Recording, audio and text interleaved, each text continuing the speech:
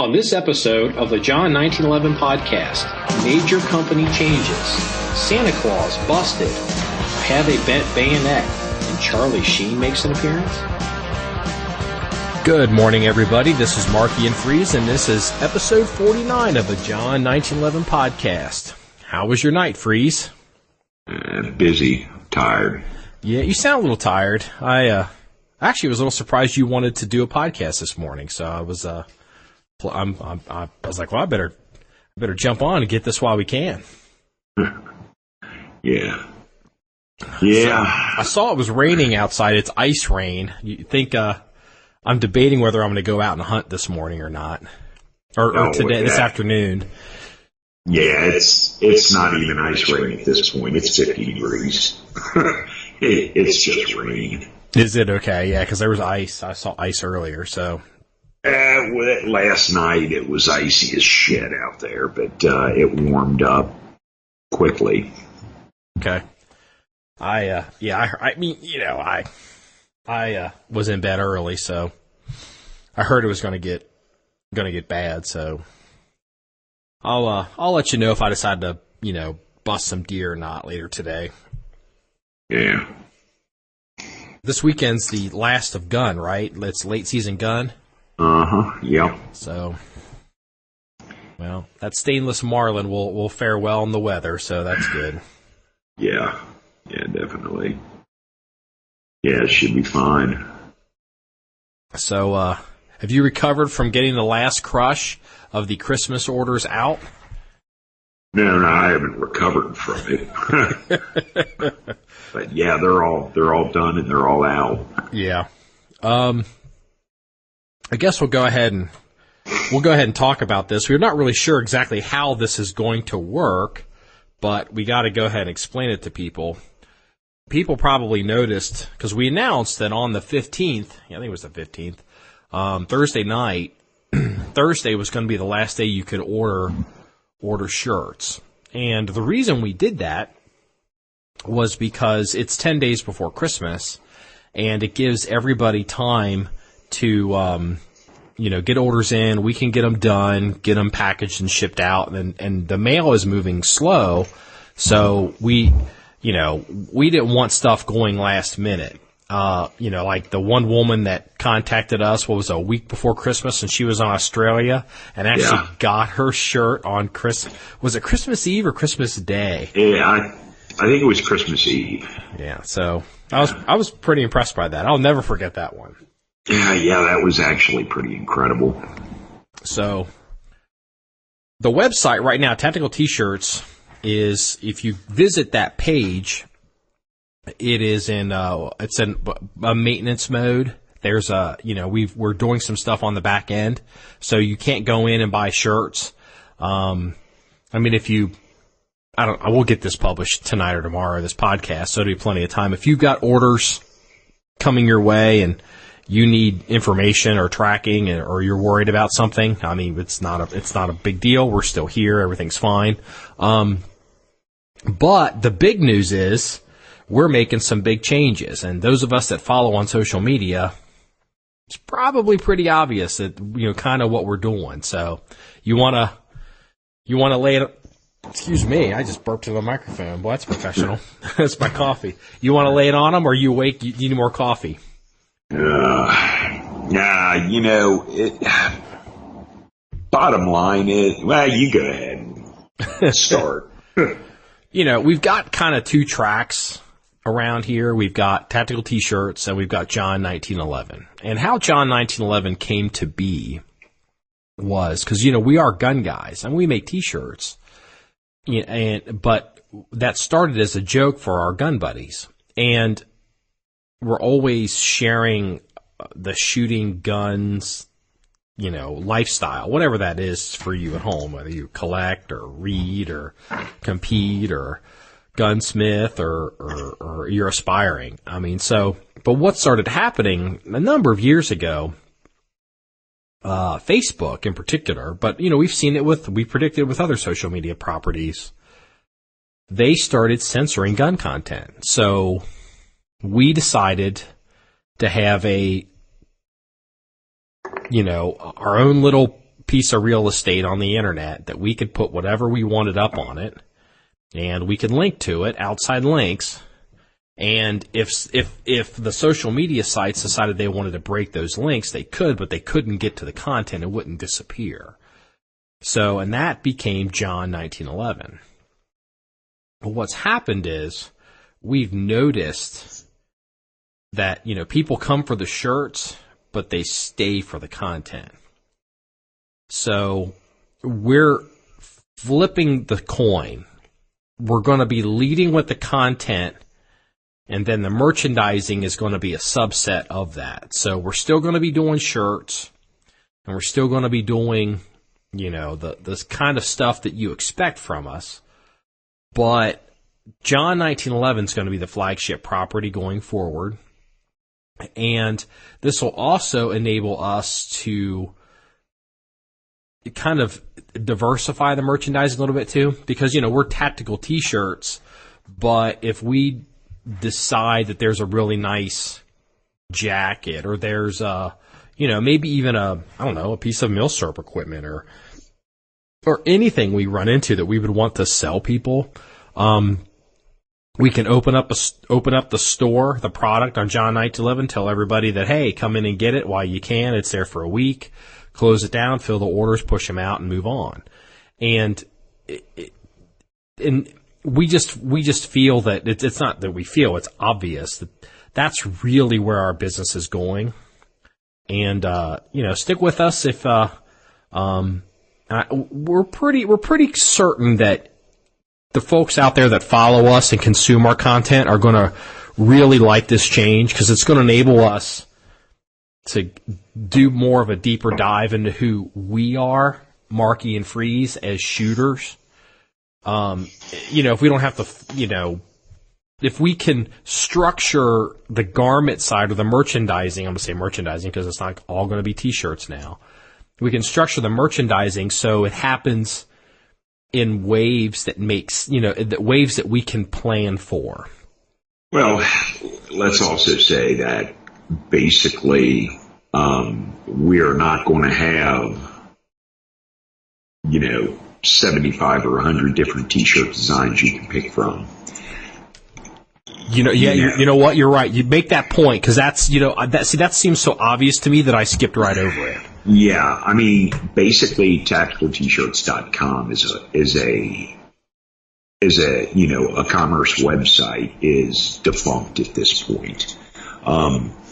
The main problem is, look, we've been doing this for quite a few years, and we appreciate all the people that have bought shirts from us, and the t-shirts have been good, but the truth is, it's taking up so much of our time to make t-shirts. We're falling short on the lifestyle brand, the content. And honestly, as much as on one side, I don't want to change, but on the other side, if we want to be able to move forward the way we want to go, we just can't spend all our time making t-shirts. We are, we're getting away from just being a t-shirt company per se, and we're getting back to our core roots, which is where we wanted to be in the beginning. Yeah.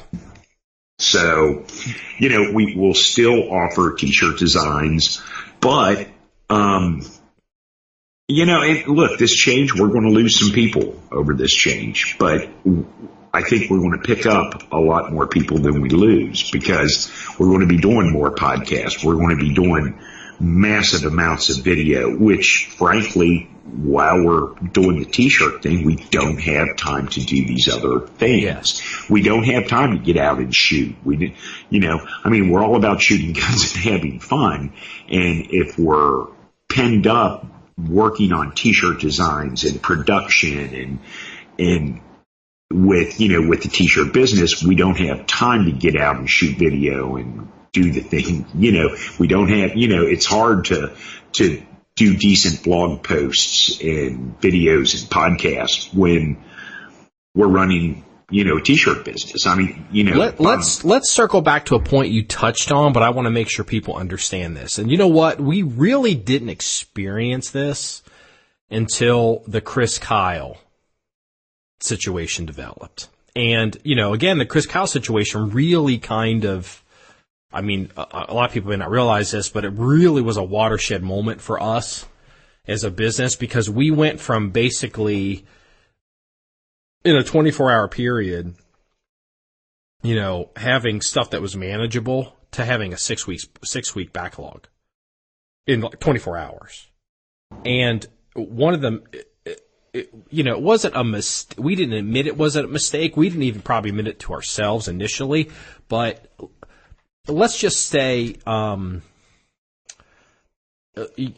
we're selling too many shirts with too many options and too many colors. And what happens is, order comes in, and it's, let's say Lima Army Tank Plant, the M1 Abrams tank design that we sell. And if it's just one color, and we sell small through 5X, that's all those different variations of sizes is something we can't plan for. So we have to print those as the order comes in. We don't have a bunch of shirts screened out ready to go, piles of extra large, piles of 5X, 4X, 3X, 2X. We just pull them out and do whatever. So, and again, so that's, Lima, let's say OD, all the different sizes. So small through 5X, all those variations. Small, medium, large, extra large, 2X, 3X, 4X, 5X. What is that? Eight variations? Well, then you go front or back print. And then you're at 16 variations. And that's one color. Well, then you got, just in short sleeve, you have, 7 colors we offer? Yeah, so 16 times 7 times plus, 16 times 16. Yes, I mean, it's very quickly. Well, and then we offer it in long sleeve, and we offer 4 colors there. So, I mean, it's, and that may not seem like a big deal to a lot of people, but a lot of companies out there, not to mention any names. Yeah, we don't want to do that. Because this isn't about crapping on anyone, and I'm not saying it's a bad thing, but what they do is they don't make their shirts. They have them made, and then they advertise them, and when the orders come in, they fill the order. But they don't give the customer 100 different options for every design they sell. It's like, this is the design, this is the shirt, this is what you get. When we got into this, we were one of the only companies, probably the only company that even went up to 5X. Actually, when we started TacticalT-shirts.com, we were the only, I don't want to say we were the only t-shirt company, but we were the only tactical/gun related cool guy t-shirt company that even offered 4 and 5X shirts. Most companies offered up to 2X, maybe a 3X. Yeah. But within a year, we started noticing that a lot of t-shirt companies started following us, and a lot of them offer 4 and 5X shirts for the big guys. Thank TacticalT-shirts.com for that, because prior to us offering it, no one else did.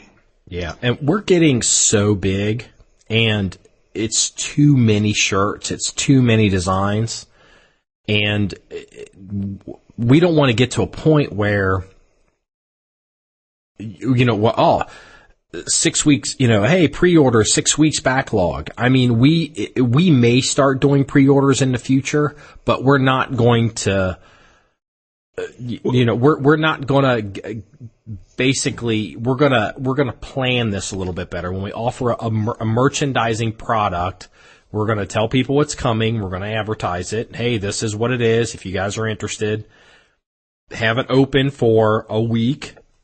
People place their orders. Then we We know, boom, we close it. We know how many orders there are. We know how many sizes, and we'll probably limit some of the colors, and then bang them out and get them out. And it's less work than all this back and forth and all this drama. Yeah, well, but this also, at the same time, it also offers us the opportunity to do like an embroidered hat, do coffee mugs, things of that nature, which will be available pretty much all the time. It offers us more options because we don't have to take all. Look, we're not a huge shop. We don't have 50 or 100 people working for us. We're a very small shop, and so. And we're actual gun guys. Yeah, exactly. We're not hiring some people with tattoos and beards to front for us. Yeah, exactly. Look, if I want to go out there and hire a Navy SEAL or a Green Beret or an Army Ranger guy to wear his Oakleys and his beard and his 511 pants and in front for us, I can do that. Hell, actually, I know quite a few of those guys personally that would be more than happy to do it. Yeah. But that's not what we're about. No, because we're not. This is supposed to be about shooting guns and having fun. Look, there's so much fantasy on the internet, cool guy fantasy stuff. And again, I'm not slamming anyone. I'm not criticizing anyone. I'm just stating the fact. You can go to 1,000 different websites and see these cool operator dudes doing shit. And that's fine. And most of the shit they do, people won't duplicate, can't do because they don't have the weaponry or the cool gear that they're using. When we started this, our whole thing was, now we do have some cool gear that a lot of people don't have, and we have stuff that, we wish we had that other people have. But our whole thing was we wanted to be able to do stuff that the average guy, hey, look, you know what? You're a guy, you're young, you're married, you got maybe a kid or two, and you don't have a whole lot of extra money because, you got a house payment and a car payment, but yet, you got a shotgun, you got a 22, you got, maybe an AR or an AK, this is about going out and doing stuff that the average guy can do. And even if we're using a rifle or a handgun that you don't have, anything we do with it, you can do with what you have, Yeah, an overriding, I guess, philosophy that we have is, get off the damn internet and shoot your guns. Yes. That's why I'm so down on gun forums. And, again, I'm preaching to the choir for a lot of our regular listeners. Look, gun forum, just as it's a good example. Okay. Gun forums are good for some specific things. Okay. You've got brand X of firearm or model Y, and you need a piece of information about that gun because it's a new gun for you. You find a website of like-minded people who owned that piece of equipment, and you go in there and you look for specific pieces of information. Maybe what's the most popular holster, or what's a load that people are working up, or maybe what's a good source for magazines or sites, or maybe there's some guy that's making, he's got a little machine shop and he's making some little product that you would never find in Guns Mag, or I don't know, Guns even around anymore. You would never find in the major media mags or major media outlets because this is a little mom and pop shop guy who likes his gun and he's doing something. Those are good for that. But if you spend any time in those places in the circle jerk of everybody talking about their favorite gun that they own, and they're not shooting, but you see these guys, and a lot of these forums, again, which to me forum is kind of just generic internet, but you see a guy in a forum and he's on there all the time. He's got 100,000 posts to his name, and you're like, at some point you got to ask yourself, do I want to be the guy with 100,000 posts behind my name in some gun forum, or do I want to be the guy at 90 who fired, 100,000 rounds through my favorite gun. You're going to have to make a choice because you can't be both. Yeah, and that's it. And here's the other thing. The guy that's got 100,000 posts, let's just say it's I don't want to mention any particular. No. I mean, pick one. The Glock forum, the SIG forum, the Smith and Wesson forum. It doesn't matter. Pick a forum. I mean, look, it doesn't matter. But every forum out there has the guy that's got the 100,000 posts, and he is the resident expert. But let me ask you something. How expert is he if he spends, 8 hours a day on the SIG forum? And not 8 hours a day shooting that gun. But he shoots maybe a couple hundred rounds a year through his SIGs. Insert Glock, insert Smith & Wesson, insert Colt, Kimber, whatever, because all the forums are the same in that respect. Okay, he's got a lot of posts, he talks to a lot of people, but he doesn't shoot. Yeah. And what ends up happening in a lot of these places, because you get a lot of people, the internet's lazy because it's always there. Now it's on your phone, it's in your house, it's on your computer, it's on your TV, it's in your car. It's seductive. You can get sucked into that. And what ends up happening is you get this kind of groupthink. And these people, and if ideas get in there that are never really validated, it becomes legend, and they never prove or disprove anything. And what ends up happening is, and this is circling back to the point that we're making, people were coming to us for our shirts, but they were staying for the knowledge. They were staying for the gun content. They were staying to ask us questions. And it would be everything from,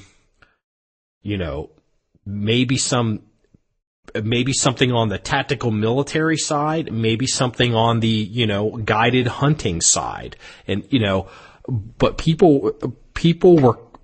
we realized we were spending more time and getting more engagement and getting more people really hanging out, wanting to know what we're doing. They've already bought T-shirts from us. I mean, how many T-shirts can you buy? You know exactly. What I mean? So, and the guys that have bought a ton of shirts, but they're around for years because they want to know what we're doing. They want to know what Freeze is doing. What guns Freeze running this year? What load are you using? Well, you know what Freeze is doing? It's December 17th, and Freeze is making T-shirts, and Freeze has only processed one freaking deer so far this year because I'm not shooting guns and having fun. I'm not hunting because I've been making T-shirts for people. Now, look, I appreciate the people that buy our shirts. I really do. But the problem is, do we continue to be a T-shirt company and then hire a bunch of people and go that route, or do we do what we enjoy and what we started to do originally when we started this endeavor? It's just the company motto is shooting guns and having fun. Exactly. And it's time to get back to our basics. And look, we'll still offer stuff. We'll still have merch for people, but it's just going to go a different route. Merch? Wow. Boy, are we sounding cool now. What was that phrase? Merch? Hell yeah. I never heard that word before.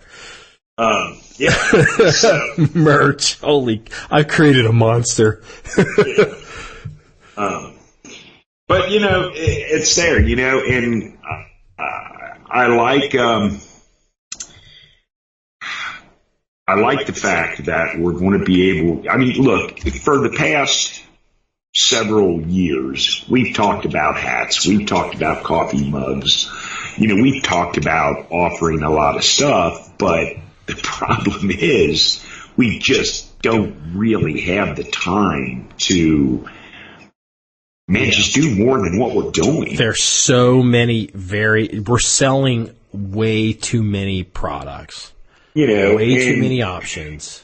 Yeah, and on the back end, the computer end of it, the website aspect of it, the social media aspect of it. It's a monster. Oh, dude, you don't know this. This morning I was talking to our chief programmer, and he was telling me he's in there doing stuff on the tactical t-shirt side, and he was like, yeah, we just ran out of space again. It's like, he was like, I was like, we got this monster server, because, we have to be able to absorb all these sales, but fight off the Russians at the same time. Yeah. Well, that's got to change, and it is. And there's truth to the Russian part. Do you know what? Yeah, what does the Republican National Committee and tactical T-shirts have in common? Do you know? Neither one of us were hacked by the Russians. Well, yeah, and it's not for the sake of trying, man. Anytime we post anything that has any slight negativity towards Russia, they try. Yeah. All right, I'm drinking coffee. So that I guess that basically sums it up. We, beyond that, we don't know what the answer is. We don't know. We know that we're going more towards, the shooting guns and having fun aspect. We're going to change how we do merchandising. John1911.com is really who we are. Stick with us. We'll all figure it out together. I mean, I don't know what the future holds. We'll see how this goes, but it'll be fine. Well, it'll be fine, or it won't. What's the example I gave to you? The Roman general that crossed the bridge into Germania, then burned the bridges and said, "We can't go back." So it's the only way home is forward, bitches. Yeah. So either we live by the sword or die by the sword, as they say. Yeah. But and look, you said it before. It's like, a lot of our regulars, we get people that fly in, buy a shirt and disappear, and we never see them again. And that's fine. That's the nature of, the t-shirt business. But, like a lot of our regulars, that hit our Facebook page, hit John 1911, listen to our podcast and things of that nature. There's guys that are regulars that haven't bought a shirt from us in, God, maybe a couple of years. And that's okay because, probably since Kyle. Yeah. And that's totally fine because, again, how many t-shirts do you need? And then we've got guys that are regulars that buy shirts from us on a regular basis, and that's great too. But I think this gives us an opportunity, to, we can limited offer t-shirts. We can do nicer garment apparels, maybe some embroidered, like polo shirts. And I'm not saying we're going to do it. I'm just kind of like brainstorming, maybe do it like a nice, coat, hats, coffee mugs, things of that nature. Just kind of like maybe higher end, nicer items. Because the higher end things, the thing is, like, t-shirts, in case, again, maybe people don't realize this. When we sell t-shirts, here's how this works. We buy blank shirts. It's OD or red or black or blue steel or steel blue or whatever we call it, and all these different colors, and they are blank. And when you place your order, a blank shirt gets pulled off a shelf and it gets screened into a regular shirt. And, we ship stuff like usually within 3 days, sometimes 24 hours. We can't buy, like, if we want to sell a higher end jacket with its embroidered, we can't buy, 1,000 of these things, have them sit here and then, offer all these different options and then embroider them as the orders come in. You know what I mean?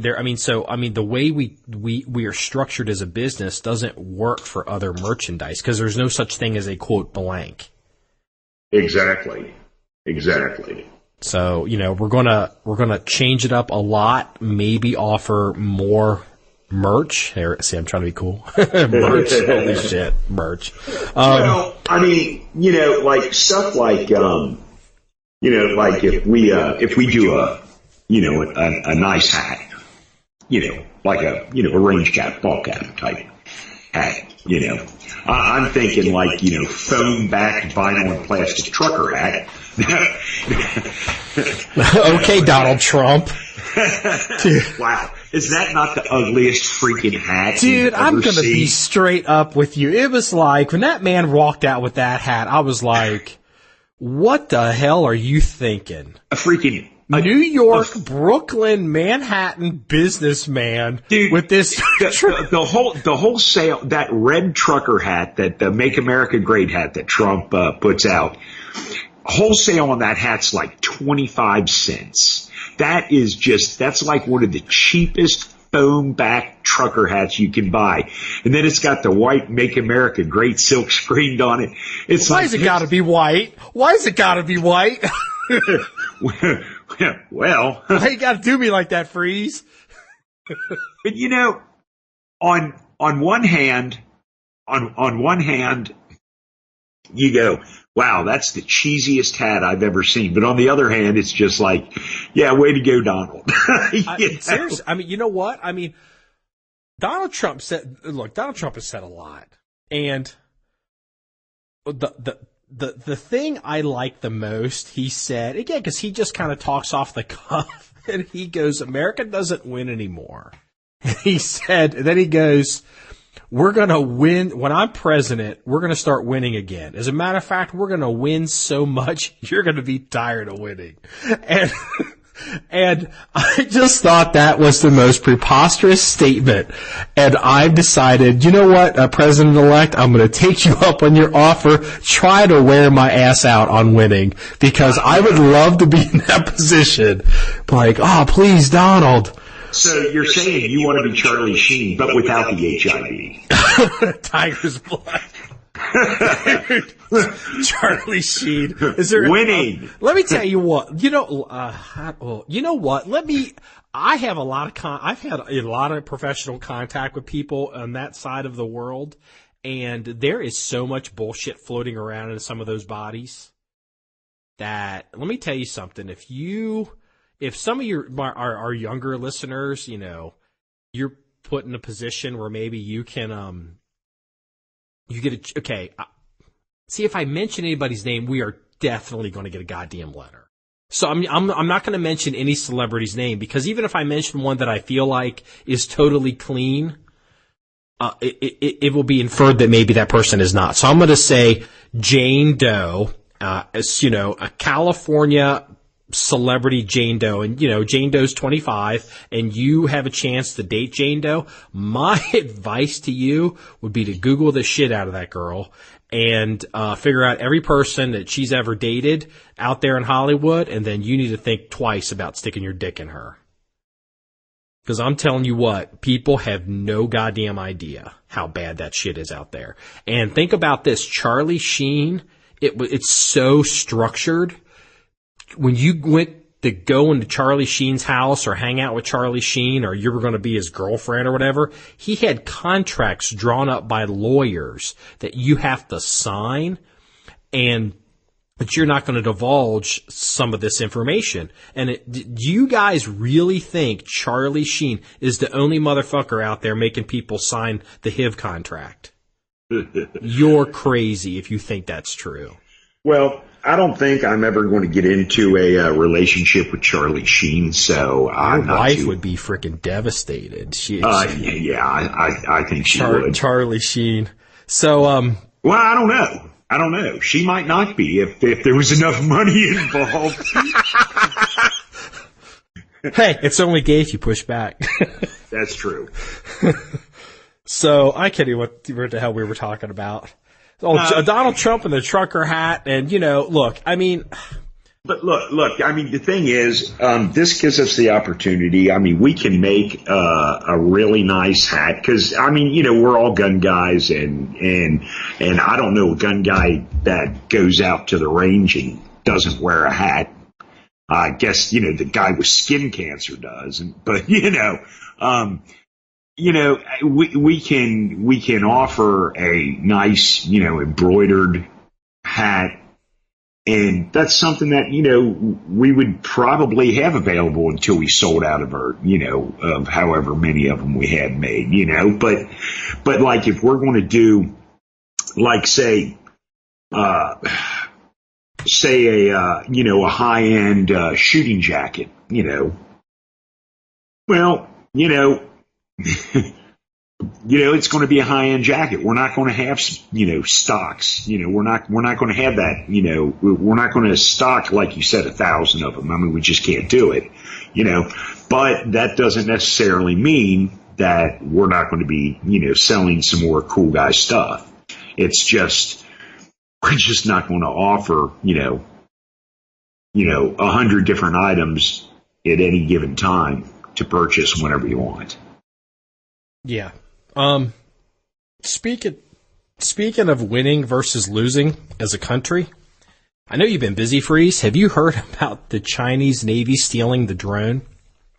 Yeah, I heard about it.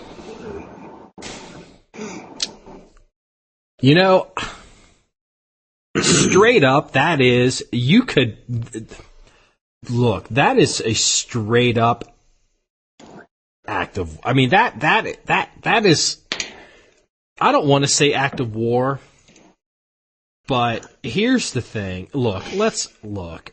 Barack Obama is so fucking weak and such a pussy. The thing is, Donald Trump, I would like to think that Donald Trump we would start sending naval assets after that ship, and we would fire rounds across its bow and make it stop. And maybe we wouldn't do that because maybe that isn't the proper arena to maybe address this. But here is what I know in my heart: Donald Trump is president, and motherfuckers are going to pay for that somehow. And you know what? As a matter of fact, it's pretty certain, since Donald Trump that's going to be close enough that that's in his mind, he will make them pay for that somehow. Well, unless I'm totally wrong, look, there's still a lot of people out there that hate Trump. I mean, there was a guy. The Texas, the Electoral College guy that's lied about being a firefighter during 9/11. Yeah, no, not that. I mean, look, I was. Where was Paul I Krugman? at? You mean that asshole? No. This is just a nobody. This is just a guy. Paul Krugman came out and said that Donald Trump has an incentive to let another 9/11 happen so he can be a wartime hero president. And I'm just like, I'll tell you what, if I ever run across Paul Krugman, I'd probably throw a drink in his face. What a piece of garbage that guy is. Look, I mean, all these people that are talking this shit. I mean, they're just. I mean, they don't. They're idiots. Look, here's what I hope. I hope that within 6 months of Trump being sworn in, I hope there's actually construction down on the southern border. Because look, if anything's going to basically shut these pieces of shit up, it's going to be building a goddamn wall. Because if he doesn't do something, it's not going to look good. Because, I mean, he's so far committed on that wall thing, he's got to do it. Oh, yeah. I mean, look, it's multiple issues on multiple fronts. I mean, it's not like you do the wall first and you deal with China. I mean, I understand that, but look, I don't think China would pull that shit with Donald Trump because look, Donald Trump's a businessman, and look, you can hurt China very bad without firing a shot across the bow of the ship. Well, actually, that's the entire reason why China's in the South China. Well, that's why they have all those bullshit islands in the South China Sea. And, that's kind of the stuff that I'll probably have to start writing. I've already decided that I'm going to have to start doing some blog posts on John1911. I'm going to have to explain the military implications of why China needs to be secure the South China Sea. I'm going to do a blog post on the North Korean weapons program. And I'm actually going to do a blog post on all the countries that are proliferating ballistic missile technology and their nuclear weapons programs in the Middle East, and it's not just Iran. People are going to be shocked. And none of the stuff that I'm going to be posting is going to be classified. It's all open source. And, you know, there's a lot of shit going on in the world. And it's because we have this, I mean, not all of it, because we have this weak-ass president. Look, anytime you have a weak president, this kind of stuff happens. But my thing is, getting back to what I was originally saying with Donald Trump, is China relies on the United States. You know, I mean, a lot of people say, well, you know, if China calls in their debt, China's never going to call in their debt, because if they call in their debt and we put an embargo on them, I mean, look, everyone's economy collapses. You know, it's not just, oh, you know, our economy would collapse. Yeah, well, so will China's. You know, I mean, we're all in bed together. This is a big, hairy mess. You know, and the thing is, the one thing Donald Trump does know is business, and he can hurt China in a lot of ways without actually using military to do it. Well, what will happen is it'll either be the Iranians, it'll either be it'll be the Iranians, the Chinese, or the North Koreans. Probably not the Chinese. It'll probably be the Iranians and North Koreans, because it's especially in Asian culture, so likely, since it wouldn't be the Chinese, it would be the North Koreans. One of these people will try to do something to push the bounds on Donald Trump. And it's not because, it has nothing to do with Trump, and this is where a lot of Americans that have never traveled around the world don't understand this. You know, it's this idea of, you know, well, we have all the information, they have all the information, we're all like-minded individuals, and we're all going to use logic and reason, and so therefore, you know, we can be, you know, assured of the mutually assured destruction, like, construct won't happen, or, you know, that's in place. Well, countries make mistakes, people make mistakes, and there's cultural differences. And North Korea, it's in Asian, especially Korean culture, they will do something to try to push the bounds on Donald Trump, and they'll do it for internal consumption with their people. I don't know what it'll be, if they'll fire artillery into South Korea, but just because Donald Trump's president doesn't mean that all this bullshit stops. Donald Trump's going to have to push back on people. He's going to have to whack some knuckles. Well, and you know, you also have to understand that for the past 8 years with Barack Obama as president, anytime anyone, you know, like North Korea, for example, you know, and Iran, both, you know, anytime they got, let's just say, uppity, all Barack Obama did is gave them money. Oh, here's some money. Just stop doing what you're doing. I don't think that's going to happen with Donald Trump. Yeah, there's a lot there. I mean, one of the issues you also have, especially with, they're trying to fix this in China, but one of the arguments that, again, see, this is where the American political civilian establishment doesn't really understand this. You can have military commanders in foreign governments running their own foreign policy, or doing their own thing, or going rogue. And there's not as much, not every military functions the same professional level that the United States military does, especially with civilian leadership and civilian control.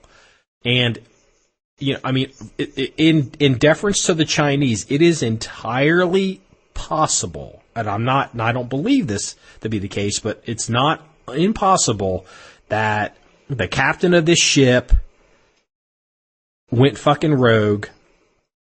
Well, you know what? I don't even buy this example, but it's entirely possible you could get somebody who's like the captain of some bullshit ship or flying some plane. He's not talking to the premier of China. He's not in communication with the Red House, and does something that they're all like, dude, what the fuck are you doing? You know, that kind of stuff used to happen in Russia a little bit. And, you know, that's why Russia always had those political officers with them all the time. Because basically the political officers had to kind of be around to really be the part, because civilian control is the wrong word. It's the party control. You just don't know what's going to happen. But you got to, Trump's going to have to start sending some messages. I mean, like the Yemenis firing those anti-ship missiles, all off the coast at everybody. They whacked the UAE boat, and I don't even want to get the irony of that, but they whacked the UAE boat and they fired a bunch of missiles at us. We eventually started, shooting some stuff back. But I mean, the thing is, Donald Trump is president. Some adult people are president, and this is international politics 101, Mr. President. It looks like that so-and-so, they fired some missiles at our boat. Well, was it one missile? Was it an accident? Was it a rogue commander? No, sir. We see command and control radar stations over here. We're targeting missile launches over here. We're firing. And so we definitely believe that it was a coordinated, actual, legitimate attack. Okay. I want every naval anti-ship missile on the entire coast destroyed. Now you have 15 minutes to get your targeting up. Let's start hitting them. And that is real international politics. That's, look, there's no military value in destroying anti-ship missiles off the coast of Yemen. No one gives a fuck. Yemen isn't a power. I mean, that's a little bullshit zone. But that sends a message to the world. Don't fuck with us. Be professional. Adhere to, if you want to be a first world military, start acting like a professional military. And this example, what happened in the South China Sea, is an example where China is going to have to learn some lessons. If you want to be a superpower, you better start following welcome to the big leagues. Because the shit's going to get serious. You don't do shit like this. You got to be predictable. Well, yeah. And Obama's just terrible at this shit. It's just ridiculous. Nobody's happy. Yeah. Well, yeah. I mean, we'll see.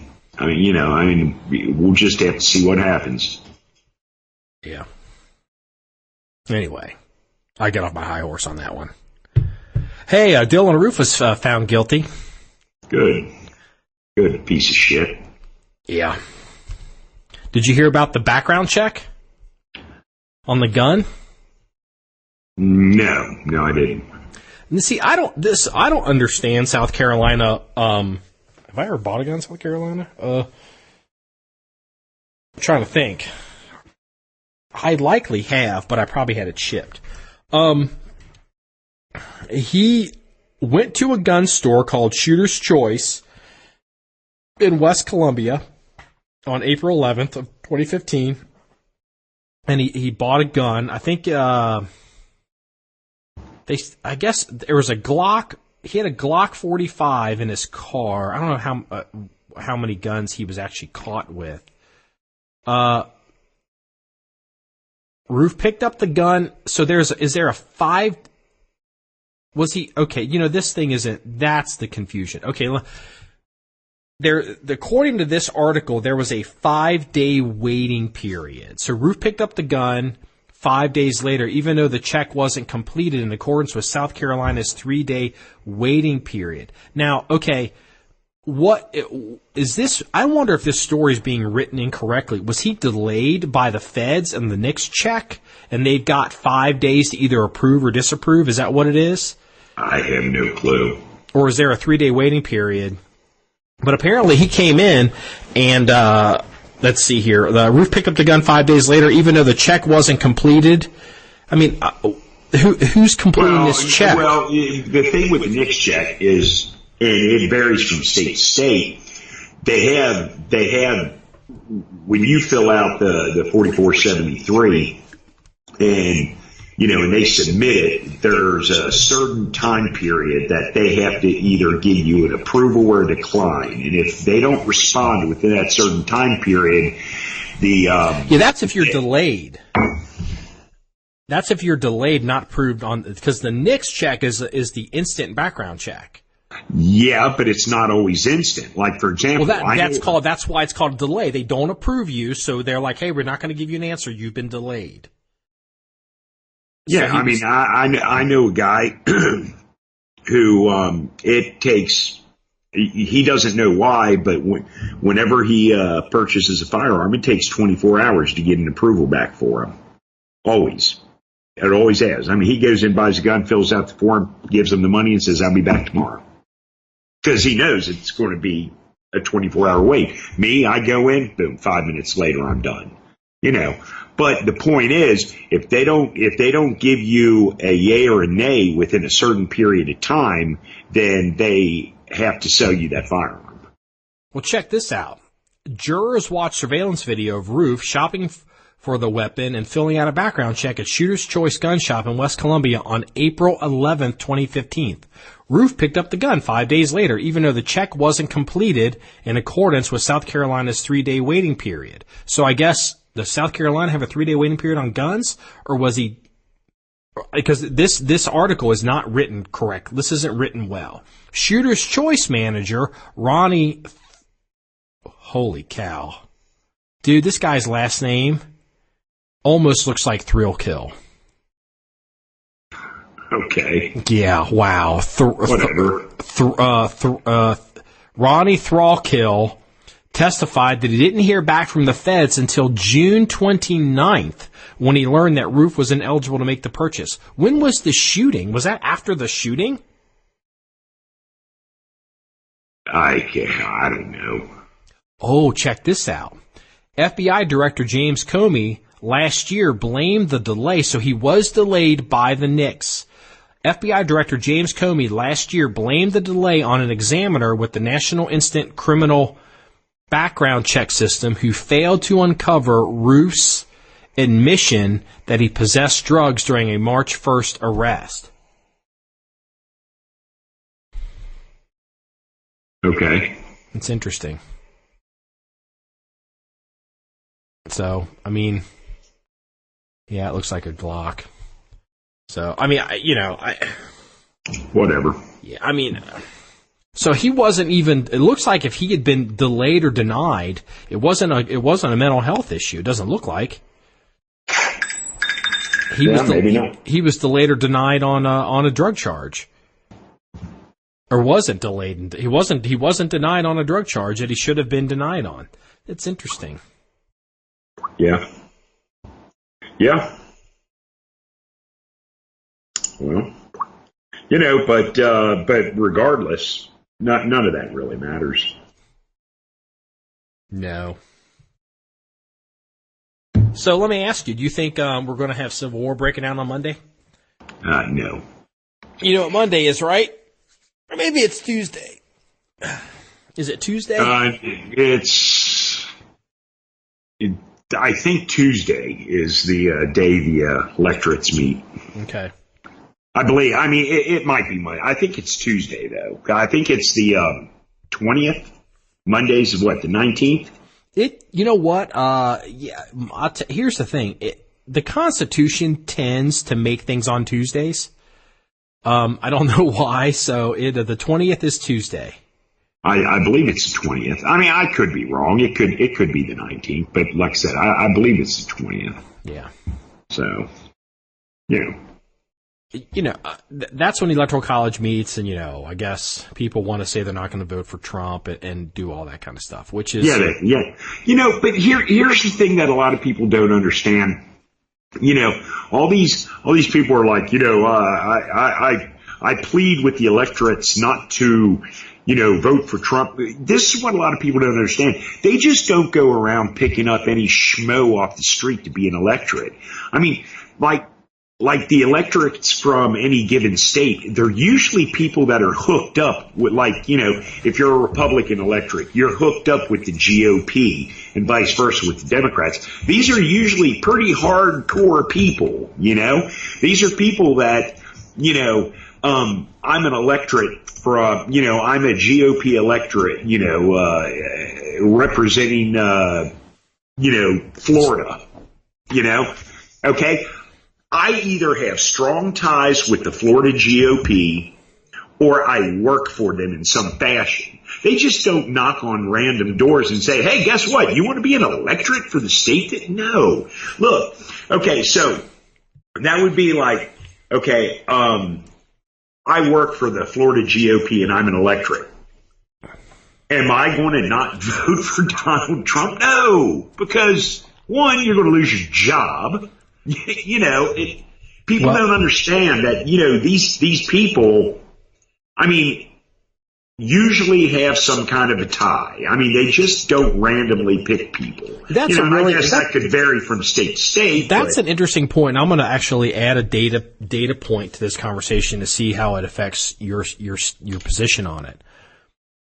I don't know this. I've been learning this. I don't know that. I know what the Electoral College is, and I know why we have it, and I basically know how it functions, as most people do, because I didn't go to school since the communists took over. But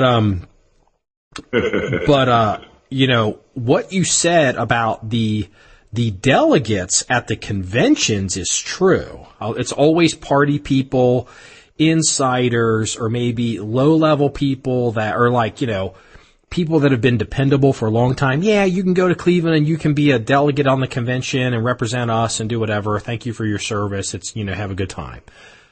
My understanding is in the Constitution, electors in the Electoral College, it specifically says, it doesn't specifically say, because I don't know what it specifically says, but my understanding is it basically says you have to be a schmo. You cannot hold, to be an Electoral College member, I don't believe you can be a politician, hold elected office. They want it set up as basically as it's kind of you are a schmo. I guess. like a person with no, maybe you can be a former.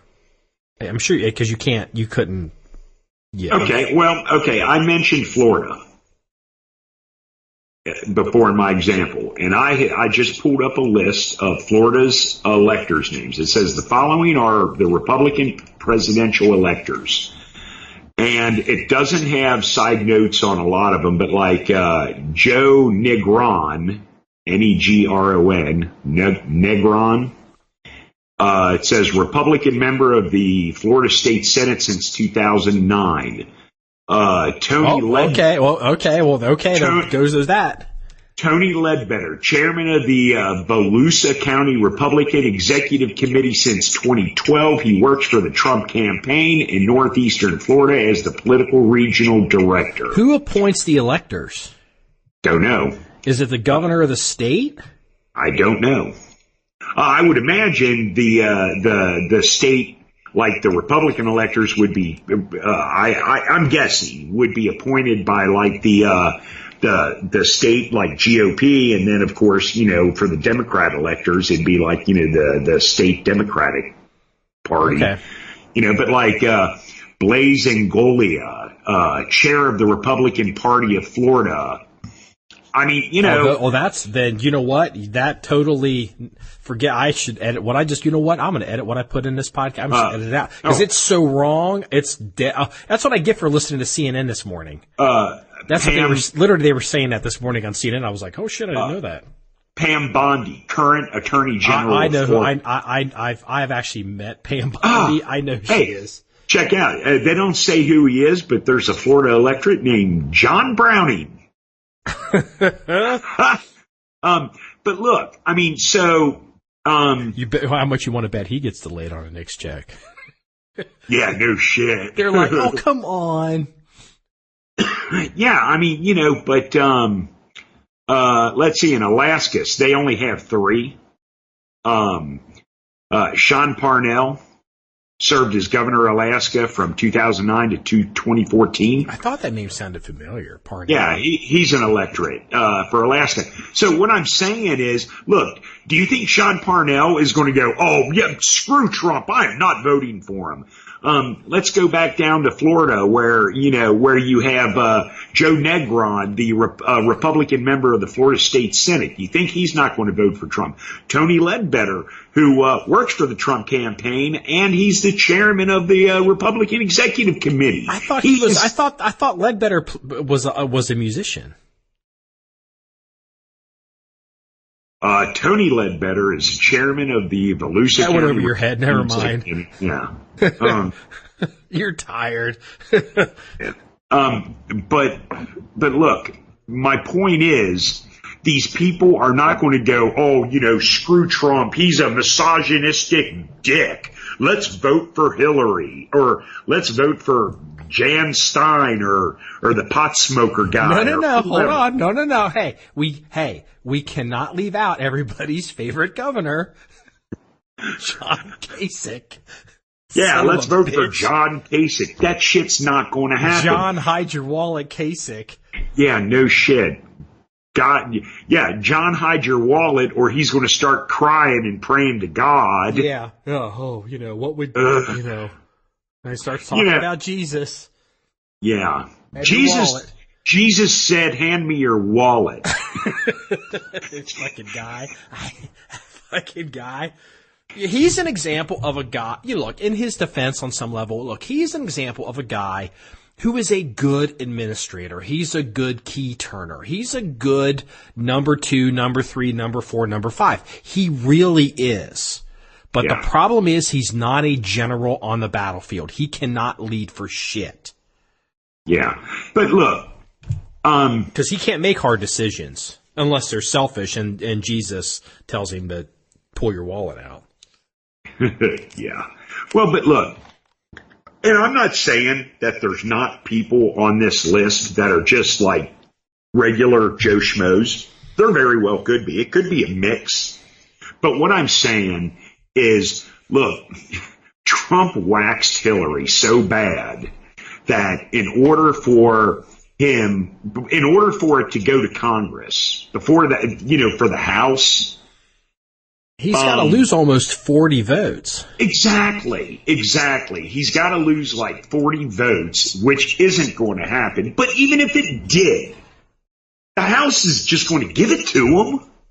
I mean, it's crazy. I mean, all these people are hanging on to a thread because January 20th is rolling around, and their only freaking hope, because they lost the election, and unbeknownst to a lot of college kids who wanted to hold the election over again because they thought they were robbed. College kids, believe that or not.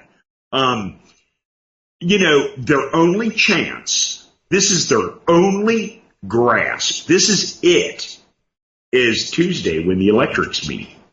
Because, Trump won the election. Their only shot at not having President Donald Trump come January 20th is somehow getting the Republican electorates to not vote for Donald Trump.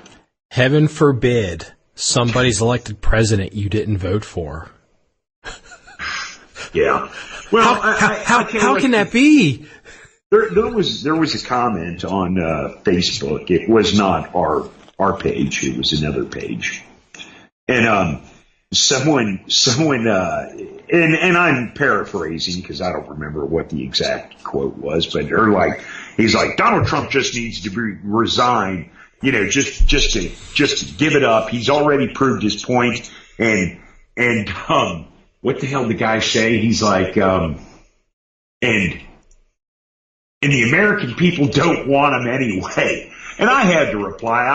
I had to say, well, 60 million American people want him, so I guess he is relevant. Because he called him, he's like, Donald Trump's not even relevant because the American people don't want him. And it's like, well, yeah, he is relevant because 60 million people do want him. And I mean, well, you know what? This is going to be a good lesson for a lot of people. And this is where, like, old guys like you and me know this. And, old guys like Rush Limbaugh, we know this because we've been around a long time and we've seen what really happened, but it wasn't documented the way it is today. I drink a caffeine, sorry. Look, it's amazing to me now, say the last 10 years, you'll even see Democratic politicians talk about how good Ronald Reagan was. But they'll usually do it in terms of, well, even Reagan wouldn't do whatever, or wouldn't, or they'll cite Reagan as kind of a left-handed compliment. Yeah. Because the reality is the history vindicated Ronald Reagan, okay? Yeah. But it's funny, you and I were there. Mm-hmm. Dude, they never shut the fuck up about Reagan. No. They literally acted like he was literally a figurehead. He's not in control. He's a slobbering idiot, and there's a bunch of people in the White House, neocons, which didn't exist back then, or whatever it would be, the alt-right, all these, that Reagan basically wasn't even real. Then we went through all this crap with Bush, W. Bush 43, who, not my president, and all this bullshit about Florida. It turns out he did win Florida. Actually, even won more votes, or he did win Florida. He won more votes in Florida. Even the New York Times, eventually with the recounts, they all admitted he won Florida. But we put up with years of how he's not a legitimate president. And so right now, boom, we have another Republican, and it's all starting over again. He's not legitimate. He's not this. And it's, now they're making PSA commercials, and they're doing all this and doing all, I saw all these actors basically making a commercial trying to tell the Electoral College to convince them to do the right thing and all this crap. And here's the takeaway here, okay, for the young pups out there, and actually the older folks too. This is what's different, and I have been warning people and warning people and warning people. Everything you do or say now is recorded, okay? Everything, in this room right now, we're doing a podcast for Christ's sakes, but there's a microphone for the podcast, there's a microphone in the computer with a camera in it, microphone and camera in the phone, microphone and camera in the iPad, and Lord knows I'm sure I could find other shit. My point is, these people are going out there on a limb because they are so sure. They're so convinced that they know what the next 4 years is going to be, because he's going to be at least president for at least 4 years, that they just know. And here's the thing. This video and these commercials and this audio isn't going to fade away in history the way it did in 1983. Exactly. And this shit, I'm telling you what, some of these people need to be really goddamn careful, because they're going to hang themselves. If Donald Trump turns out to be the greatest president since George Washington, look, I don't know, he's the 45th president since George Washington. Statistically speaking, I don't know, was George Washington even as good as supposedly George Washington was? I don't know.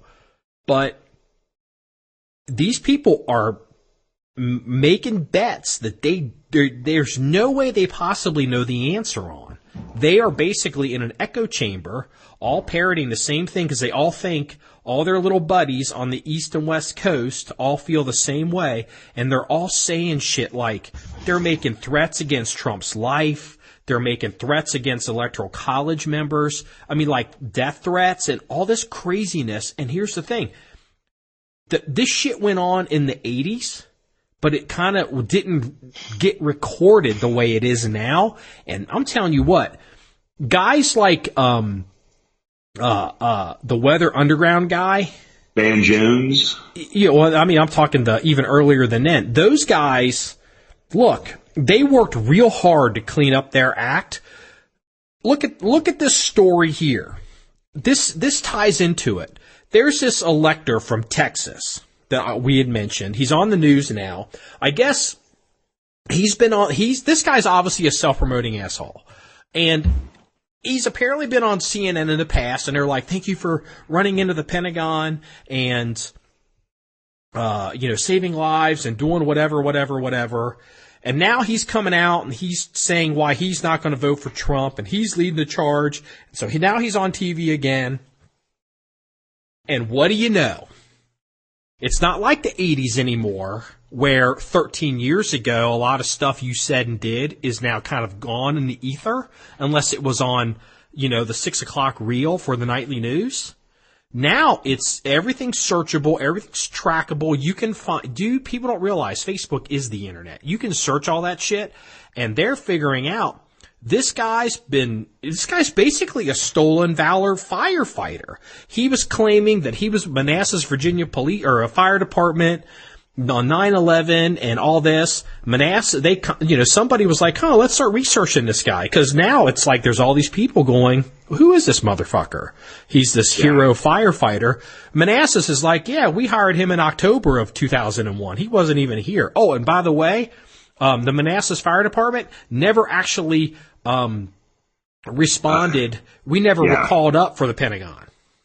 Yeah, that's kind of far. I will admit. I was like, man, that's kind of far. And see, it's like people are doing things and saying things. It's just like the tactical community. It's just like all these stolen valor assholes, or all these people that, are saying all this bullshit that, in Afghanistan or Iraq and all this crap. And these people are going to get burned on this shit because they're saying and doing things that they can't possibly know what's the future's going to hold. And they're never going to be able to get rid of this. Look at this. Did you hear about the Santa Claus freeze? Yeah, I did. Did you hear about the follow-up to the Santa Claus? Yeah, probably not. Did you hear he lied? I did hear he lied. So that's the follow-up. So, again, this is another example to tie all this together. This guy's a Santa Claus. He's down in Tennessee. I actually looked him up on the internet. I was like, who, this is weird. So I was like, I Googled his name, and sure enough, this guy's Santa Claus all year. I mean, that beard and all that is real, and he's been doing this a long time. He somehow got into a position where he decided to tell his war story about some little kid dying in his arms because he wanted to see Santa. And I'll admit, I heard that story. I was like, oh my God. It was just terrible story. And everybody ran with this. Well, now it's nothing for somebody like me to be like, well, who is this guy? Google. And now they're like, oh. Nobody, now they're all backing off the story. Nobody can say what hospital this happened in, who the family is, who the child was, when, where, or why. It's probably all bullshit. And, what I think is you cannot get away with this stuff anymore. The world is, you better be real. Just be fucking real. If you're a gun shooter, be real. If you're a politician, be real. If you're Santa Claus, be real. Yeah, but you're right. I mean, I don't disagree with you at all, but here's the problem. You get all these people that are like 30 and under, and it gets progressively worse the closer you get to like 18 and 20. All these people have grown up for the last 8 years with Barack Obama and the way Barack Obama has done things, black kid gets killed by a cop, instead of, waiting for the investigation to come out, we're going to send a special prosecutor. He's basically, we want to go ahead and raise hell and trash Central Park and turn it into a big fucking heroin party. Barack Obama's okay with it because we got to let them do it. We got to let the snowflakes handle do their thing. And they've all grown up with this, and they've all grown up with no accountability. So what's going to happen now is they're going to start being accountable, and it's just going to blow their mind. Well, you have to. You're right. I mean, look, a couple things. Look, in these kids' defense, look, Freeze, let's be straight up here. Yeah. You and I better thank our lucky stars that goddamn these little cell phones with all this internet and all this video and all these cameras didn't exist when you and I were, say, from 15 to 30. Agreed. Dude, would 20-year-old freeze be something that you would, be 100% proud of today? I know your answer, but I'm going to be, you're going to be like, well, fuck yeah. Yeah, hell yeah, I'm proud. Yeah, no, but you know what dude, no, I know. You know what I'm saying. I understand that, but look, with that being said,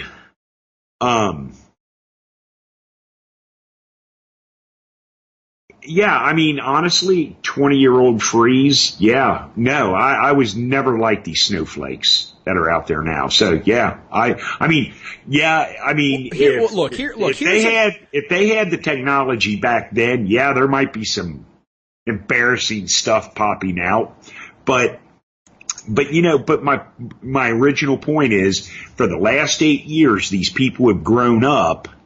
And not all of them, mind you, but these people have grown up with no accountability for their actions. I mean, look, when you can go in and burn down a town, Ferguson, twice, not once, but twice. Talk about fake news. Holy shit. And no one being held accountable for it.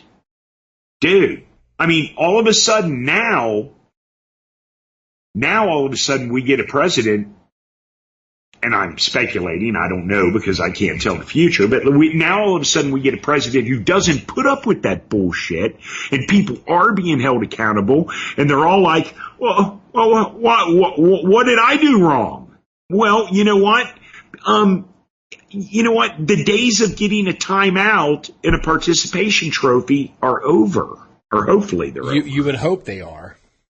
I mean, we'll see. Time will tell.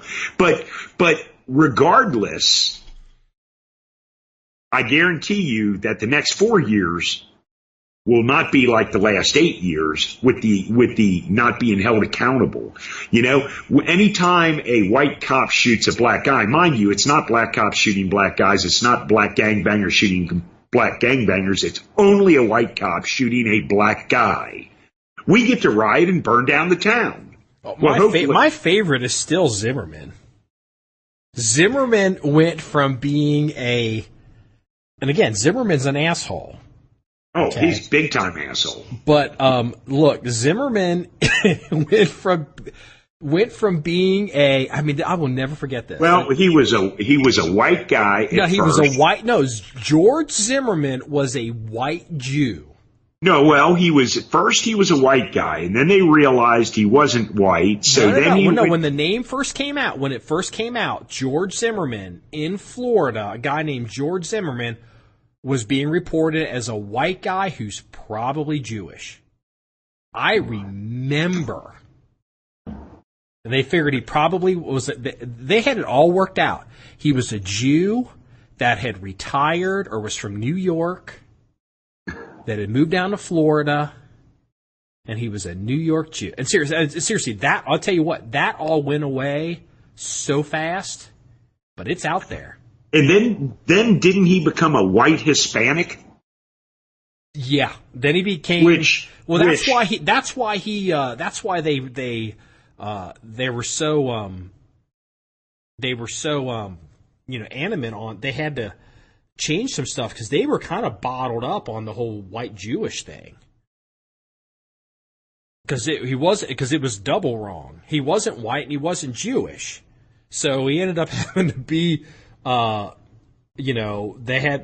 wasn't a Hispanic wasn't going to be good enough. He had to be a white Hispanic. Well, yeah, of course. Which I know, but they invented white Hispanic. Yeah, and it's like, when the fuck did that happen? But again.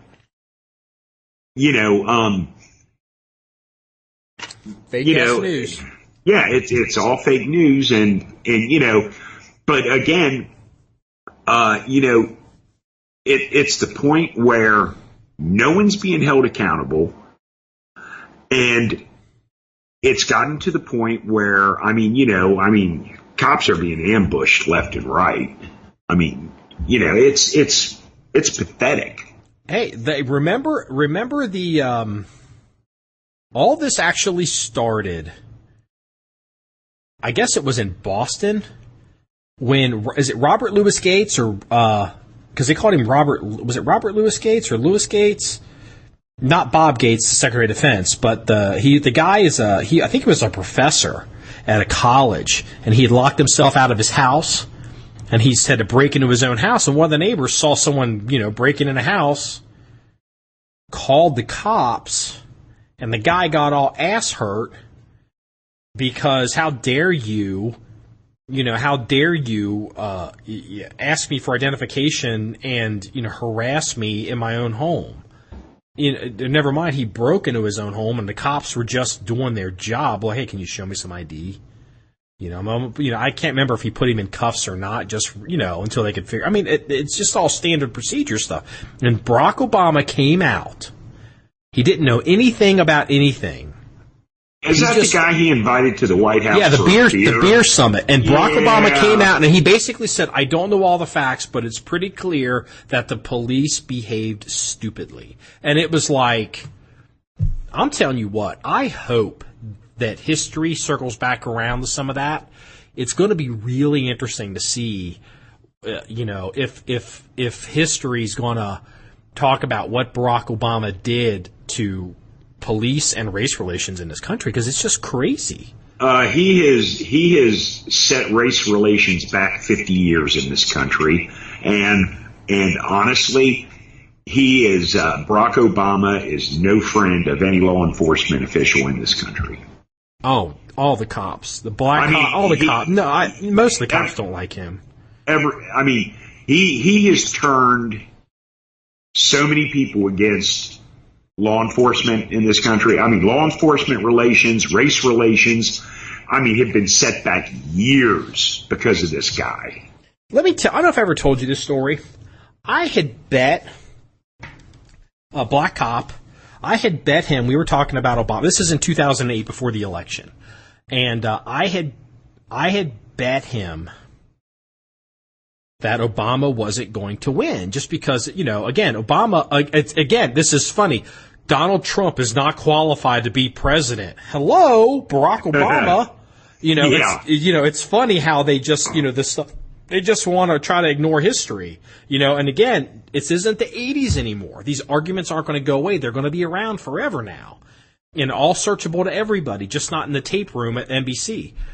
And I bet him that Obama wasn't going to win, just because on paper I was like, there's just no way this guy can win. There's just no way. Then, the banking thing collapsed, and, all this shit, and it was, at the end. And, whatever argument you want to make, Obama won. Mm-hmm. I bet this guy. I remember the bet. Yeah, I had bet him. You had to give him your special dollar. I had to give him my he collects money. And I gave him a very special, I think it was a $2 bill. I don't remember why, something about it, but it was, and I wrote a nice note and said, congratulations, whatever. I think he was happy Obama won because he's a black man, but he's basically a conservative. But, he was one of those kind of guys that, was like, well, it'd be good for the country. And, I can't completely disagree with that line of thinking. You don't know what the future is going to hold. Look, I can understand why some people thought that. I'm not saying I agree with it, but I can see how they got to that point. Yes. And he told me that Obama was going to win. And because he's seeing all these signs everywhere on patrol. He's like, he's never seen anything like it. And he said Obama's going to win. And he wasn't completely, I think in his heart he kind of liked the idea of a black guy, but he is a conservative. Black cop. Sent him the letter, sent him a little card with the $2 bill and a little note saying congratulations, whatever, being nice and, historic moment and all that kind of stuff. In 2012, he sent me the bill back. Oh, really? Yeah, I have it. With a note basically saying, he could not believe, because it had reversed. I said Obama's gonna, what was it? I didn't understand how, I was shocked. What the hell was it? Because I obviously didn't think Obama was going to win in 2012. And I think he told me he thought he was. And I was like, there's just no way. There's just no way. Everyone knows now all this stuff, and there's a record, and you can't all this. I mean, there was like, it just doesn't make any goddamn sense how Obama won re-election in 2012. Actually, I've got some information on that. And he sent me the goddamn bill back with the note. I was like, I'm going to keep that and put it up in my office one day. Incidentally, and this is related, this has never really come out to full its extent. You know, Obama chose Rex Tillerson, the guy from Exxon. I think it's Exxon, is the CEO of Exxon to be his sex date. And Petraeus was in the running. I have a buddy, good buddy of mine. He's a retired CIA officer and a case officer. So that's important to people that know the difference. And we had a conversation last week about Petraeus and all the stuff that went on. When Petraeus he was director, and the stuff before he was director, and how he had to resign. And let me tell you something.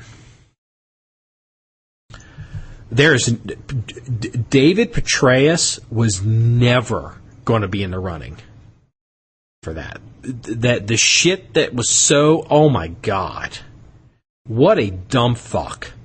What a dumb fuck David Petraeus was. And it was so out of control for like 6 months before all this stuff came out. And I don't even know if the guy will ever work in government again in any serious capacity. I couldn't believe how bad it was. And it's interesting because what was happening was Obama was managed. This is 2012. They were in crisis mode trying to win the election. Okay? Benghazi ended up coming up. They were worried about that.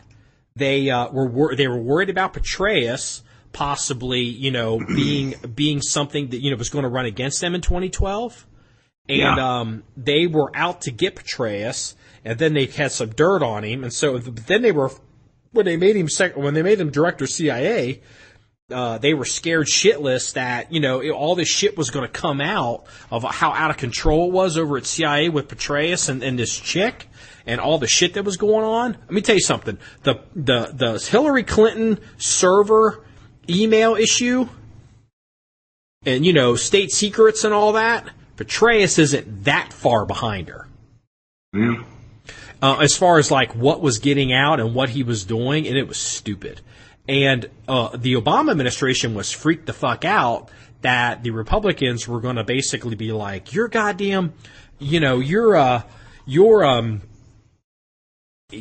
intelligence community is in complete turmoil. So basically, they had decided they went after Petraeus, and they basically kept him hemmed up until they could cross the finish line. They didn't see Benghazi coming, but they were trying desperately to control it, to keep it from coming out, from costing Obama the election in 2012. There's all this shit that's going to come out.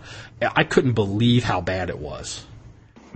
It's unbelievable. And actually, it's interesting because this ended up it blew up on Petraeus. It blew up on Mattis. These are all generals that worked down at CENTCOM in Florida. It blew up on Mattis, it blew up on Petraeus, and it blew up on Allen. Okay, because McChrystal got fired in Afghanistan. Remember, Vice President Bite Me and all that bullshit, and McChrystal got fired, and Mattis ended up eventually getting fired. Allen ended up getting run out, and the thing is, they ran Mattis out early, they ran Allen out early. And and Petraeus got destroyed. But it's interesting. Donald Trump is the president-elect.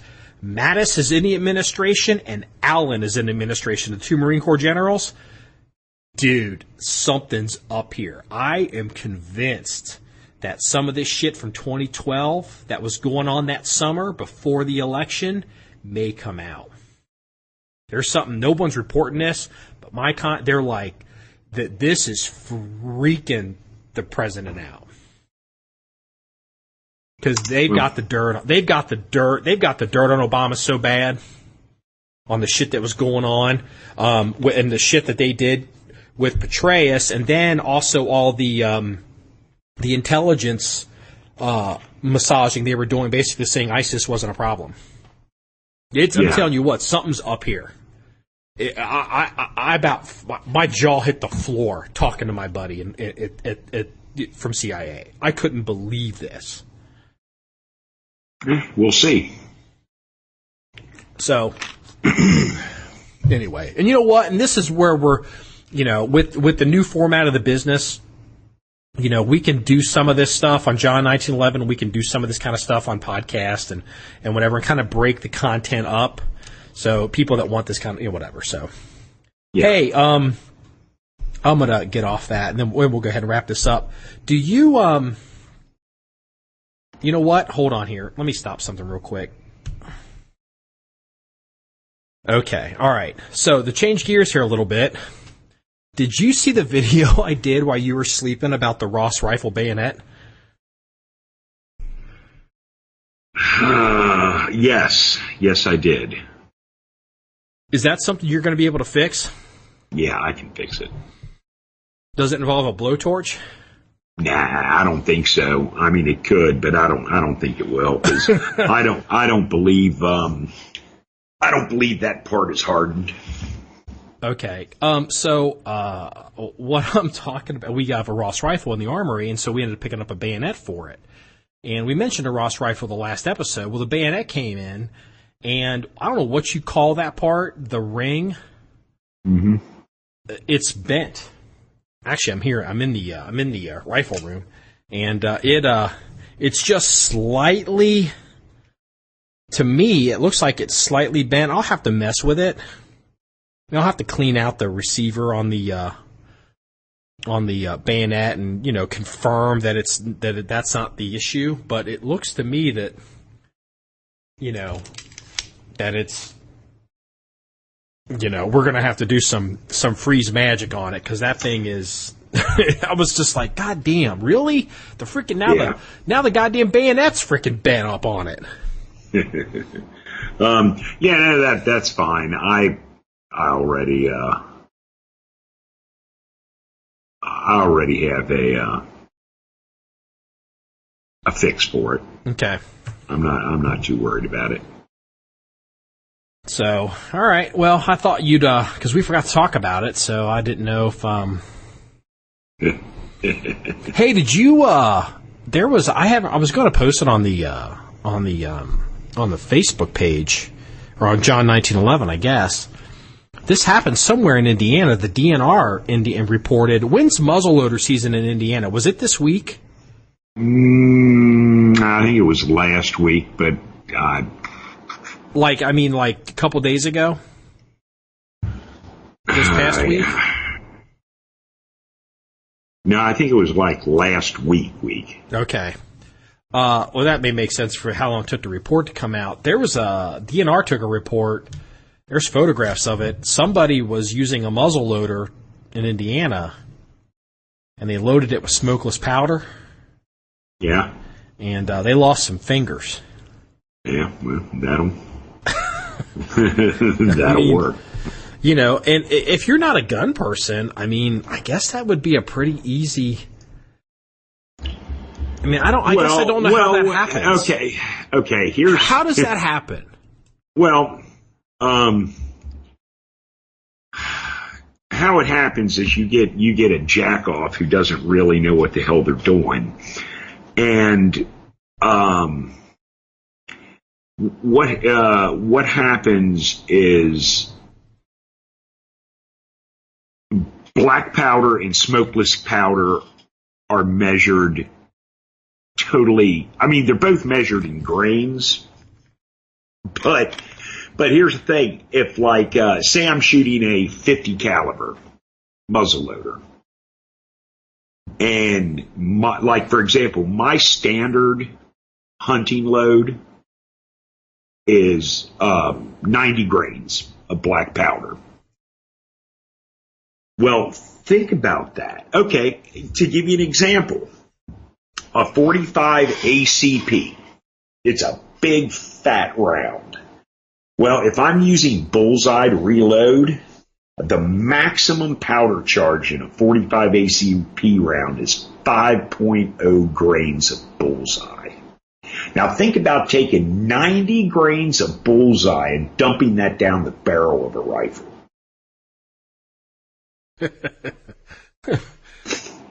Well, this thing looks like, like the barrel's blown out, the forend is completely shattered. I mean, we're not talking like a bulge and then it blew out like at a weak point. It looks like thing just shattered the entire rifle. Yeah. They say the shooter lost some fingers. So I'll get some pictures up on that on John 1911. So, because we're doing more of that kind of stuff now. So yeah,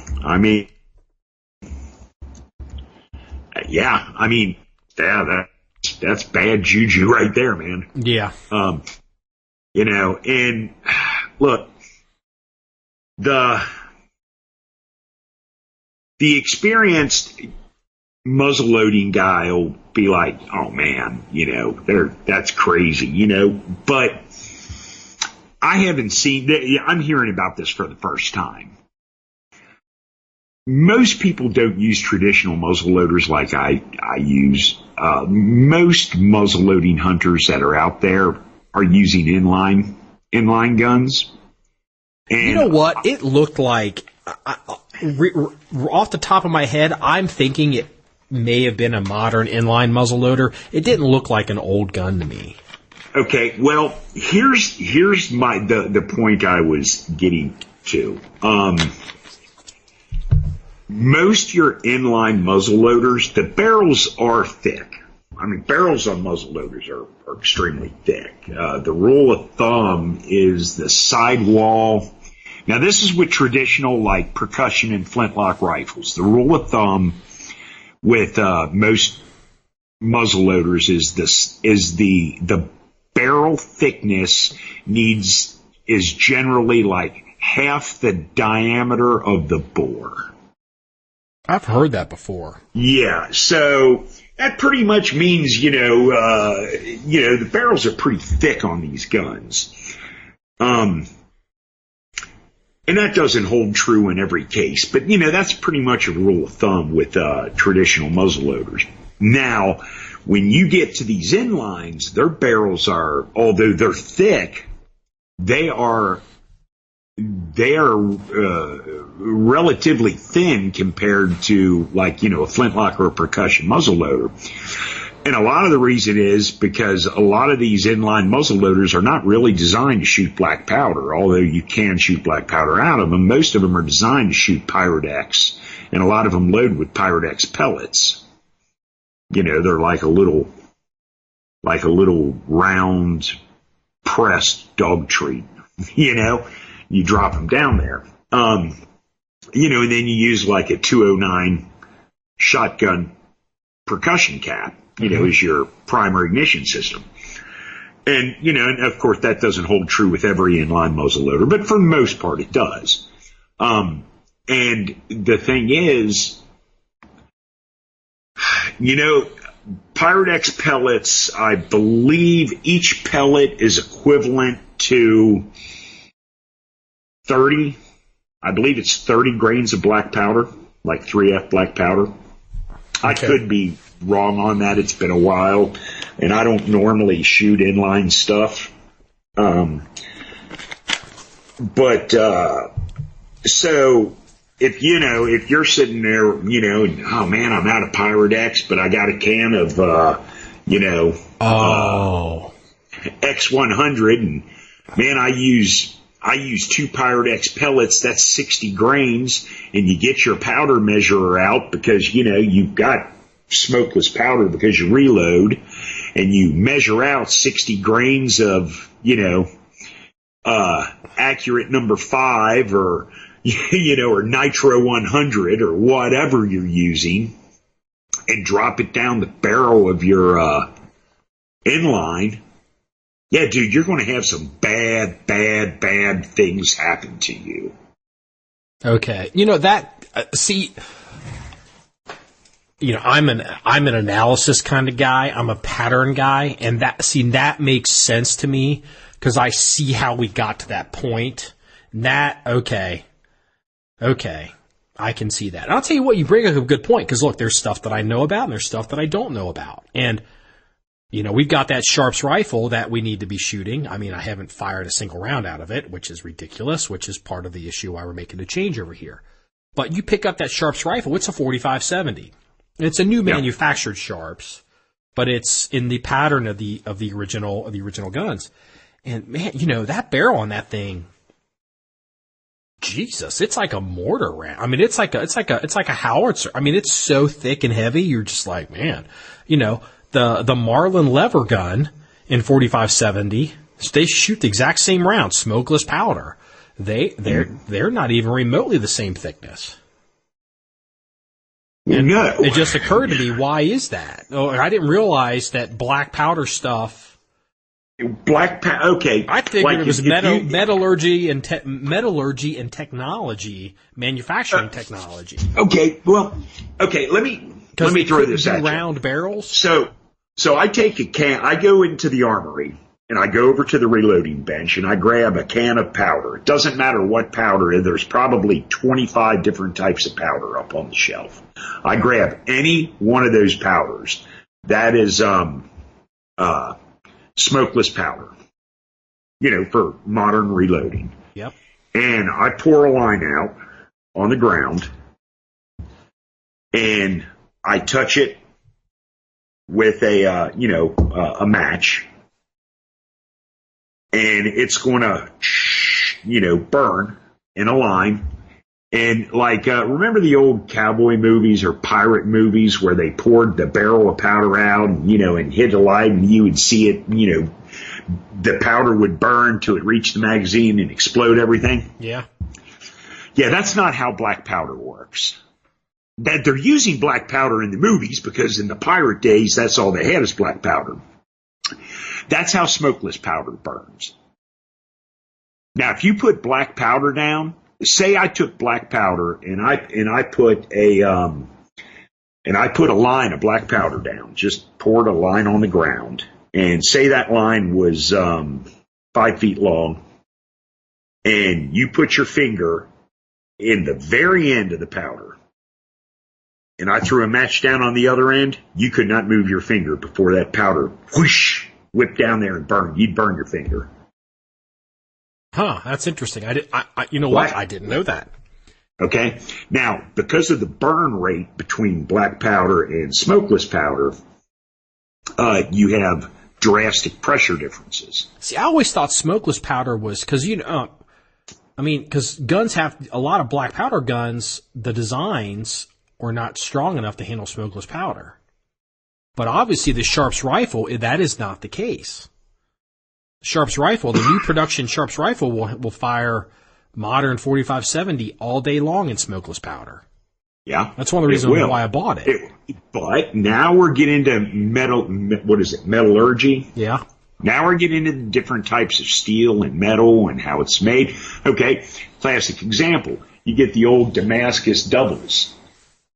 You can't shoot modern shotgun shells out of it because the way the barrels were made with the Damascus steel, the hammered steel, it won't hold up to the pressures of modern rounds. You got to use old black powder.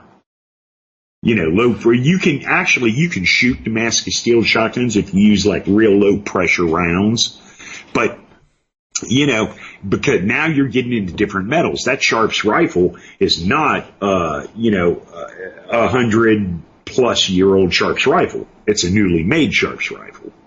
Yeah. And actually, we know a PhD metallurgist that's also a shooter. And maybe I should ask him about this. That's interesting. Well, you know what? It wouldn't hurt to maybe have him write up a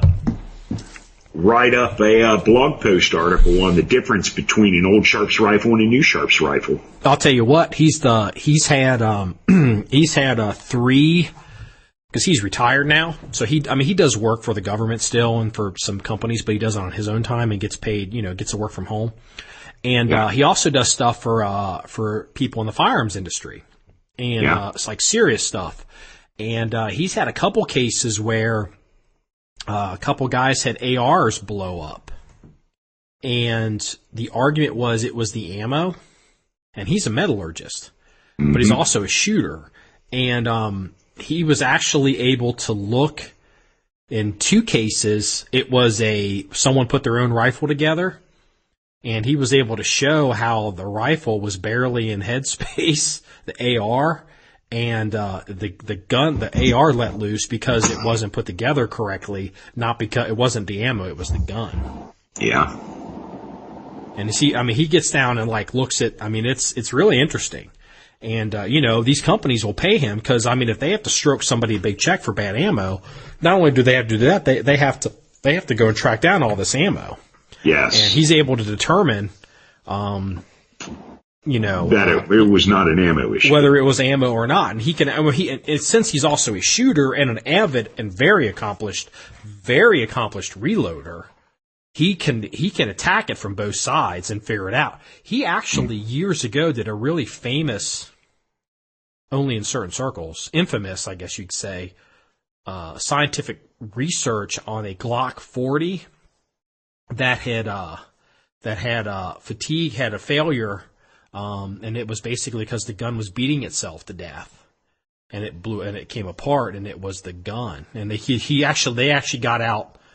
Wasn't microscopes, but they were able to get down to the metal and look, and they were like, this gun from the marks on it looks like it fired about 8,000 times, and then it let loose, and it looks like they're going to do it about every 8,000 rounds, and it was a Glock 40, and this was whenever the Glock 40s originally came out, and Glock ended up changing their designs. I'm not saying it was because of that, because he probably wasn't the only person in the industry that was making that analysis, but Glock ended up changing their guns. The guns they would just puke the parts out the front. The 40s would beat themselves up. And it was a metal fatigue issue, so. Yeah. That's interesting. Well, yeah. So,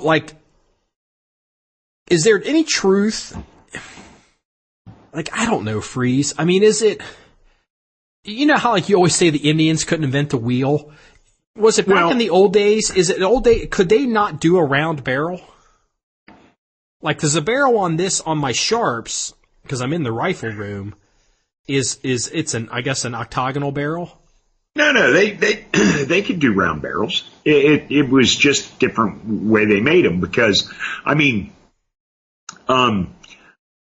we're not talking about Indians because the Indians never made it past the Stone Age.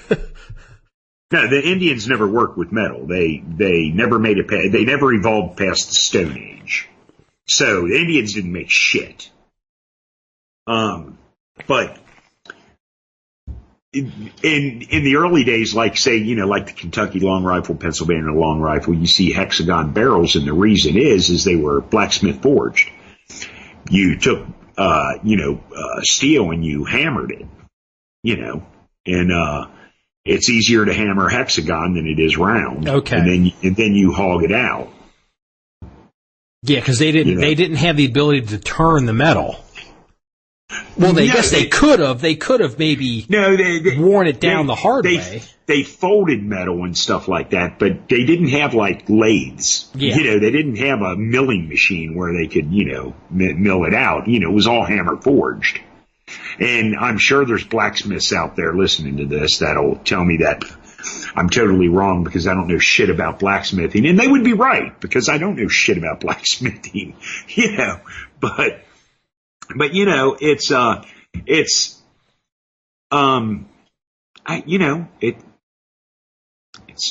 it is what it is. That's interesting. So I'll tell you what, I'm really looking forward to that because I'm really looking forward to shooting that Sharps rifle, and I don't want to deal with black powder, but I'm open because I know there's. Did you call? Is it? What's the fake black powder that you can use, but it doesn't? It's not as acidic or tear up or messy as real black. Pyrodex. So Pyrodex is considered a black powder substitute. It's not actually black powder, right? Correct. Okay. Correct. Oh, and just getting back on the hexagon barrels, like the British Brown Bess rifle, and I mean those things were made in late 1600s all through the 1700s. They had round barrels on them. You know what? Yeah, you're right. So, the Brits were pretty advanced too. I mean, they knew what they were doing. Yeah, because they weren't Stone Age people. No, I mean, look.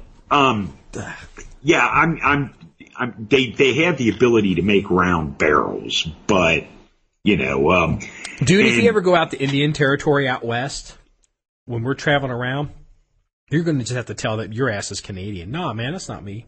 I'm from Canada. My name's Bob. Hey. Bob, dude. Yeah. Well, that's fine. I will stand outside their casinos and beat two rocks together.